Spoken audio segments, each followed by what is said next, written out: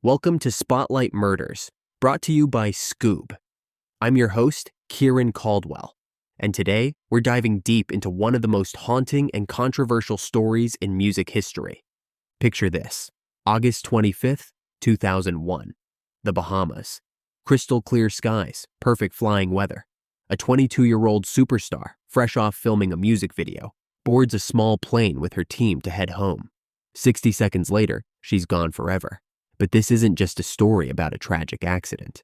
This is a story about suspicious circumstances, unqualified pilots, mysterious phone calls, and conspiracy theories that have persisted for over 2 decades. This is the story of Aaliyah Dana Houghton, the Princess of R&B, and the questions that still haunt her death today. So settle in as we unravel the tragedy, the controversy, and the legacy of a life cut far too short. Before we dive into that fateful day, let's talk about who Aaliyah really was, because understanding her meteoric rise makes what happened next even more devastating. Born January 16th, 1979, in Brooklyn, Aaliyah wasn't just another talented kid with big dreams. She was a phenomenon waiting to happen. When her family moved to Detroit when she was 5, they unknowingly set the stage for music history. Her mother was a singer, her uncle Barry Hankerson was entrenched in the music industry, and little Aaliyah? She was absorbing it all like a sponge. By age 11, she was performing with Gladys Knight in Las Vegas. Think about that for a moment. Most kids that age are worried about homework, and Aaliyah was sharing stages with legends. Her appearance on Star Search might not have ended in victory, but it lit a fire that would never be extinguished. "It gave me more motivation," she later said. "I knew I had to keep going." And keep going she did. At 12 years old, she signed with Jive Records and her uncle's Blackground Records. By 14, her debut album, Age Ain't Nothing But a Number, had gone double platinum. Her single Back and Forth hit number 5 on the Billboard Hot 100. This wasn't just success. This was unprecedented dominance by someone who should have been worried about algebra tests. But here's what made Aaliyah special. She wasn't just talented, she was revolutionary. Her ethereal vocals combined with forward-thinking production created a sound that was uniquely hers. She wasn't following trends, she was creating them. By 22, she had platinum records, hit singles, acclaimed film roles in Romeo Must Die and Queen of the Damned, and a global fan base that worshipped her. She had everything: fame, talent, beauty, intelligence. She graduated high school with a perfect 4.0 GPA while managing a music career, for crying out loud. She was supposed to be the queen of music for decades to come, but someone or something had other plans. August 25th, 2001. Let's set the scene. Aaliyah and her team had just wrapped filming the music video for Rock the Boat in the Bahamas. It should have been a celebration, another successful project in the books. Instead, it became the setup for one of music's greatest tragedies. Here's where things get weird immediately. They were supposed to leave on a different plane, a larger, safer aircraft that they'd arrived in. But suddenly, they're being shuffled onto a Cessna 402B. A cargo plane not designed for passengers. From the moment they saw this plane, people were expressing concerns. It was smaller, it looked sketchy, and there were serious questions about weight capacity. But they loaded it anyway. Video equipment, luggage, and 9 people crammed into a plane that was already over its certified weight limit by several hundred pounds. Several hundred pounds, people. This wasn't a minor oversight. This was negligence on a massive scale. At 6:45 p.m., under those perfect Bahamian skies I mentioned, that overloaded Cessna started down the runway. What happened next took less than a minute, but changed music history forever. The plane struggled immediately after takeoff. It tilted left, pitched downward, and never gained the altitude needed for safe flight. Within seconds of becoming airborne, it crashed into a nearby marsh and erupted into flames. 6 people died instantly, including Aaliyah. The other 3 were initially pulled alive from the wreckage, but died later from their injuries. What should have been a routine flight home became a catastrophic end to one of music's brightest lights.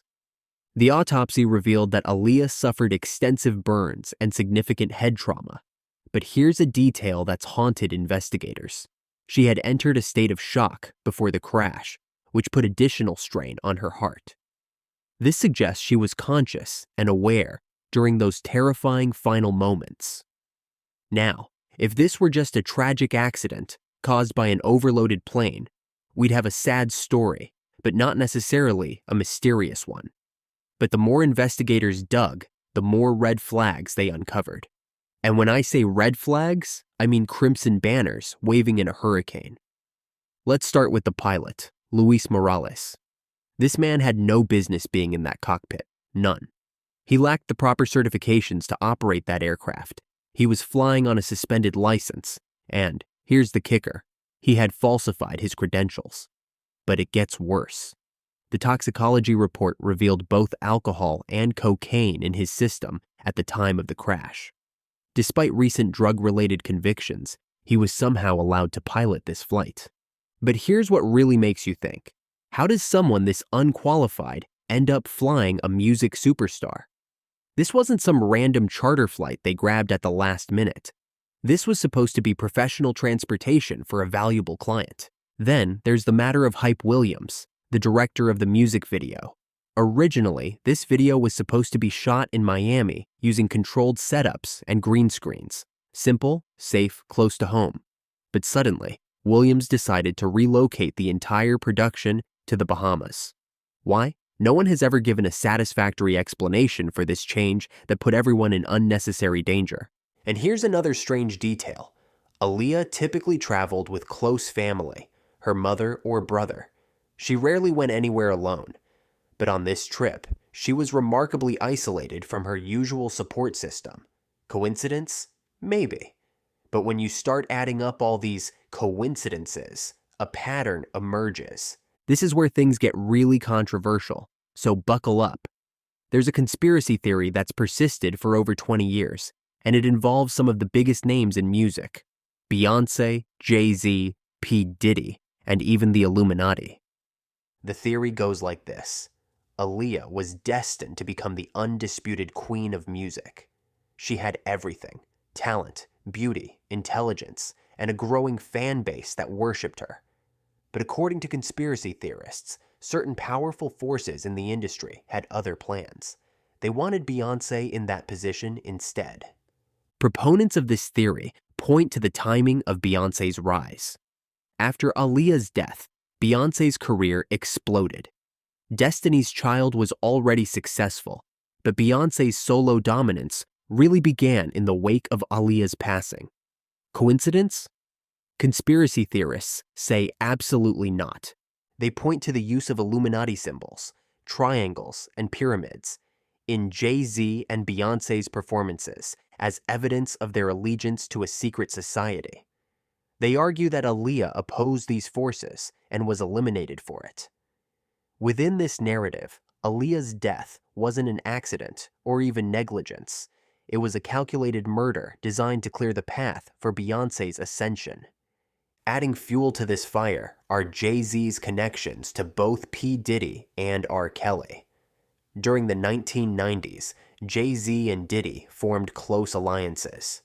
Diddy publicly dated Aaliyah. R. Kelly, who produced Aaliyah's debut album, was later embroiled in numerous scandals. Conspiracy theorists see these connections as evidence of a broader web of powerful men manipulating the industry for their own ends. Recent legal entanglements involving P. Diddy and revelations from figures like Jaguar Wright and Cat Williams about Hollywood's secrets have rekindled interest in these theories. People are asking, what did Jay-Z know? Was he involved? Was he complicit? Now, I have to emphasize, there is zero credible evidence supporting any of these allegations. No formal investigations have linked Beyoncé, Jay-Z, or any secret society to Aaliyah's death. But these theories persist because they tap into our fascination with hidden power dynamics and our reluctance to accept that sometimes tragedy is just tragedy. Here's a detail that's bothered people for years.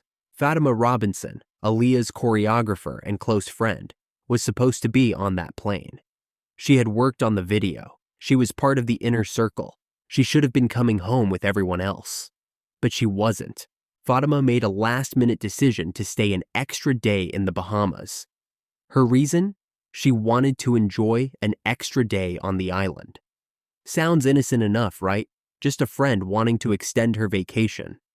But when you consider that this decision literally saved her life, people started asking questions. Was this just incredible luck, or did Fatima sense something was wrong? As someone embedded in Aaliyah's inner circle, she would have observed her friend's stress and unease that day. She knew Aaliyah had been given medication to help her rest. She saw the concerns about the plane. Did some instinct tell her to stay behind? Adding to the intrigue is a photograph Fatima took of Aaliyah sleeping on a boat during that trip. She later described it as capturing a peaceful moment where Aaliyah appeared calm despite her anxiety. But the timing and context have led to speculation. Why that moment? Why preserve that particular memory?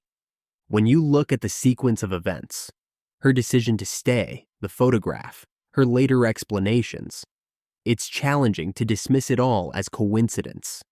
Everything aligns too perfectly. Whether driven by intuition, fear, or an indescribable sense of foreboding, Fatima's choices in those final hours continue to provoke questions. She was the only member of Aaliyah's core team who wasn't on that plane, the only one who survived. Was she lucky, or did she know something the others didn't? As if the story wasn't troubling enough, there are even more disturbing details that have emerged over the years. Witnesses reported that Aaliyah was hesitant about boarding the plane.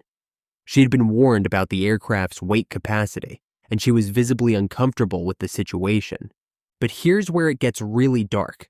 Multiple sources suggest that Aaliyah was given some form of medication that left her drowsy and possibly unable to make clear decisions about boarding the plane. Think about that. A young woman expressing legitimate concerns about flight safety is potentially drugged and then placed on a plane against her better judgment. There's also the matter of a mysterious phone call Aaliyah received about her boyfriend, Dame Dash, allegedly being in an accident. Her choreographer Fatima shared that this call distressed Aaliyah and may have pushed her to make hasty travel decisions to get home quickly. But here's the thing. The authenticity of this call has never been verified. Was it real, or was it a manipulation tactic to pressure her into boarding that plane?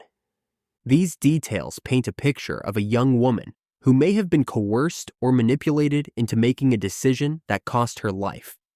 It's not just negligence anymore. It's potentially something much more sinister. Remember Barry Hankerson, Aaliyah's uncle and the head of Blackground Records? Here's a detail that should send chills down your spine. Just 4 days before that tragic trip to the Bahamas, Hankerson allegedly filed legal documents to protect himself from any potential litigation resulting from mishaps. 4 days before the crash. Let that sink in. The man responsible for managing Aaliyah's career, the person who should have been protecting her interests, apparently saw fit to protect himself legally just days before she died, in circumstances that were clearly negligent. After the crash, Hankerson received a massive $90 million wrongful death settlement. $90 million. And despite being the person responsible for putting Aaliyah in that situation, he emerged legally unscathed, without public interrogation or consequences. How does the person tasked with safeguarding an artist's well-being manage to not only avoid accountability, but financially benefit from their death? The optics alone are staggering, never mind the legal and ethical implications. Despite all the questions and controversies surrounding her death, one thing was absolutely clear. The world had lost someone truly special. The outpouring of grief following Aaliyah's death was unprecedented for someone so young. On August 28, 2001, her remains were returned to Newark International Airport, beginning an emotional farewell that captured the hearts of millions. 3 days later, her funeral procession moved through Manhattan with a dignity befitting royalty. Her pristine white casket was placed in an elegant glass carriage adorned with pink and white roses, drawn by majestic white horses. The procession moved to St. Ignatius Loyola Church in New York City, where approximately 800 mourners gathered to pay their respects. But it wasn't just the famous faces in attendance that made this service memorable. It was the genuine love and grief displayed by everyone present. Aaliyah's brother Rashad delivered a eulogy that broke hearts worldwide. With profound emotion, he spoke of their enduring bond. "Aaliyah, you left, but I'll see you always next to me and can see you smiling through the sunshine." He also remembered the other victims of the crash, reading their names and asking everyone to keep them in their prayers. As the service concluded, something beautiful happened. The gathered crowd sang "One in a Million," one of Aaliyah's signature songs, in unison. This wasn't organized, it was spontaneous, a collective expression of love that illustrated the deep connection she had forged with her fans. Then came the moment that still brings tears to eyes today: the release of 22 white doves, one for each year of her life. As they ascended into the sky, they served as a powerful metaphor for Aaliyah's spirit soaring to eternal peace, a moment of hope and beauty in the midst of overwhelming sorrow. Before we wrap up, there's one more disturbing detail worth mentioning. Some conspiracy theorists have drawn parallels between Hype Williams and the death of Lisa Left Eye Lopes, who died in Honduras under questionable circumstances. There are rumors, unsubstantiated but persistent, about Williams' presence in these situations. The pattern they point to is troubling. Artists connected to certain figures, traveling to isolated locations, and meeting tragic ends under mysterious circumstances. Is this just coincidence, or is there something more sinister at play? These questions aren't easily dismissed when you consider the sheer number of anomalies surrounding Aaliyah's death. An uncertified pilot, an unsuitable aircraft, sudden changes to travel plans, mysterious phone calls, convenient legal protections filed by family members, and the disturbing details of her final moments. It's a lot of coincidences for one tragic event. So where does this leave us? 23 years later, we still don't have satisfactory answers to the questions surrounding Aaliyah's death. Was it a tragic accident caused by negligence and poor decision-making? Was it a conspiracy involving powerful industry figures? Was it something in between? What we know for certain is this: a bright, talented, beautiful young woman with her whole life ahead of her died unnecessarily. Whether through negligence, conspiracy, or cruel fate, the world lost someone irreplaceable that day. The verified facts are damning enough: an overloaded aircraft, an unqualified pilot under the influence of drugs and alcohol, and a series of decisions that put profits over people's lives. But the questions that persist about phone calls, medication, convenient legal filings, and suspicious timing suggest there may be much more to this story than we've ever been told. Aaliyah's legacy lives on through her music, her films, and the countless artists she influenced. But for those who loved her, and for those of us fascinated by the truth, the questions surrounding her death remain a haunting reminder that sometimes the most beautiful lights are extinguished in the darkest circumstances. The Princess of R&B deserved better. She deserved to live, to create, to inspire for decades to come. Instead, she became the center of one of music's most enduring mysteries. A mystery that more than 2 decades later still demands answers. As we close today's episode, remember that Aaliyah's story is more than just a tragic accident. It's a complex web of unanswered questions, safety failures, and the harsh realities that come with fame. If you want to go deeper into Aaliyah's case, explore the horrors found at the crash site, uncover whether her death was the result of major safety failures and negligence, or investigate the claims that she was carried onto the plane unconscious before the crash, head over to the Skoob app. Because this isn't just history, it's a window into the fragile nature of fame and the cost of living in the spotlight. Download Skoob on the App Store or Google Play to unlock the full experience. I'm Kieran Caldwell, and this has been Spotlight Murders. Until next time, stay curious and stay aware.